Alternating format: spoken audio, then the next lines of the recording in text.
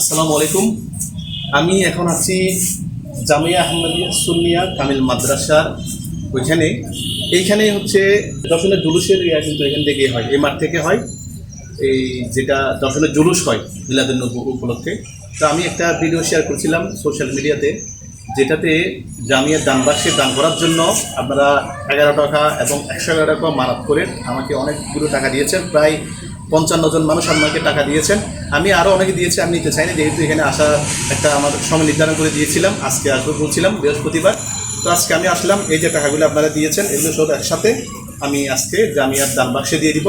এবং আপনারা যে মানত এবং নিয়ত করেছেন এটা পূরণ করার আসলে একমাত্র মালিক হচ্ছে রব্বুল আলামিন, মহান সৃষ্টিকর্তা। আর এই দান বাক্স নিয়ত যারা করে এটা আল্লাহর উপর ভরসা করেই করেন।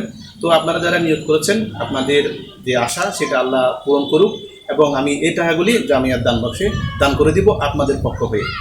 এখন আমি টাকাগুলিও দান বক্সে দিয়ে দিচ্ছি, দান বাক্সে। এখানে প্রতিদিন অসংখ্য মানুষ দান করতে আসেন, তাদের মানত পূরণ করার জন্য আল্লাহর কাছে ফরিয়াদ করেন। এটি একটি মাদ্রাসা, যেখানে এই দান বাক্সের টাকাগুলি দিয়ে এতিম বাচ্চাদের বরণ পোষণ করা হয়, শিক্ষার কাজে ব্যবহার করা হয় এবং মাদ্রাসা বিভিন্ন কাজে ব্যবহৃত হয়।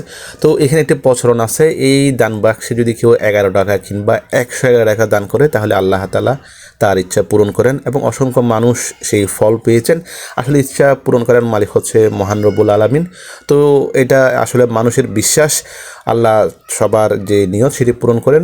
তো সেই উসিলায় আপনারা অনেকে আমাকে দিয়েছেন, 55 জন প্রায়, সেগুলি আমি এখানে দিয়ে দিয়েছি। এবং একটা ছোটো বাচ্চাকে, মাদ্রাসার ছাত্র, তাকে দিয়েও দিয়েছি, যাতে আল্লাহ আপনাদের এই ইচ্ছাটা পূরণ করেন, আপনাদের যে নিয়ত সেটা পূরণ হয়। আল্লাহ আপনাদের মনের আশা পূরণ করুক, দোয়া করে যাতে আল্লাহ আপনাদের নিয়ত পূরণ করুক। ভিডিওটি শেয়ার করে দিন। আল্লাহ হাফেজ।